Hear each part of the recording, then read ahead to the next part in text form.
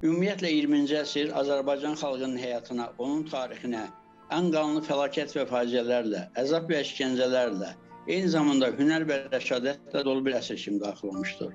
Əgər təkcə bu əsrdə günahsız axıdılan türk müsəlman qanını bir yerə yığmaq mümkün olsaydı, onda Xəzərə bənzər bir dərya yaranardı. Xocalı faciəsi bu qanlı dəryanın ən dərin, sarsıdıcı, yırtıcılıq və vəhşiliklərlə dolu zirvəsi sayıla bilər. Bu faciə barəsində danışmaq mənim üçün çox ağır.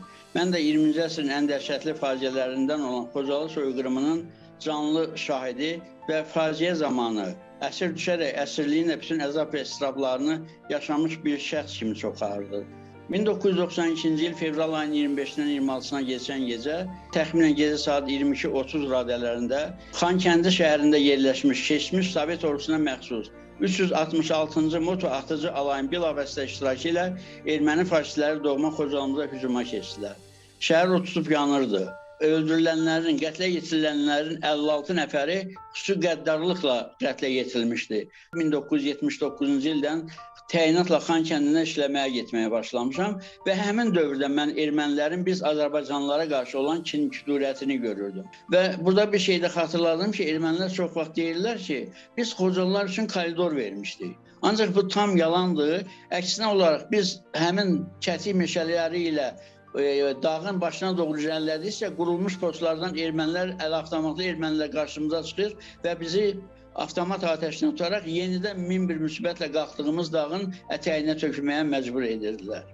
Orada çox müsibətlər görmüşəm. Hətta bir nəfəri, bizim 150 nəfərlik dəstə meşə ilə irəliləyən vaxtı 20-25 nəfərlik dəstələrlə, bölüşlərlə irəliləyirdik. Bizim içərimizdə bir nəfər hamilə qadın var idi. O hamilə qadını ani bıçaqla qarnını yarıb, onun uşağı ilə birlikdə onu orada məhv etdilər.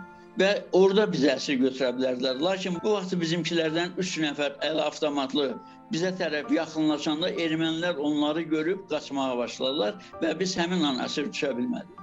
Belə vəhşiliklər ümumiyyətlə ermənilər tərəfindən çox olubdur. Min bir müsibətdən sonra fevral ayının həmin il 29-dan idi.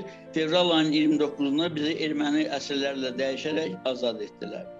Onu da qeyd edim ki, 1992-ci il may ayından mən yenidən Xocalı batalyonunun təşkil olunmasına iştirak elədim və bir hərbi həkim kimi 1995-ci il dekabr ayının 25-nə qədər Azərbaycan Silahlı Qüvvələrində ön cəhbədə, baxmayaraq ki, dəfələrlə məni hospitalda işləməyə dəvət etmişdilər, mən ancaq getmədim. Və bu xidmətlərimə görə Respublikanın Əməkdar Həkimi fəxri adına layiq görmüşəm. Və çox şükürlər olsun ki, 8 noyabr 2020-ci il tarixdə bizim torpaqlarımız Müzəffər ordumuzun qəhrəman döyüşçülərinin qanı canı bahasına və möhtərəm prezidentimiz İlham Əliyev cənablarının dəmir yumruğu və polad iradəsi sayəsində torpaqlarımız işğaldan azad olundu. Bütün şəhidlərimizin ruhu qarşısında baş əyirəm, onları Allah təaladan rəhmət diləyirəm, qazilərimizi Allah təaladan şəfa diləyirəm.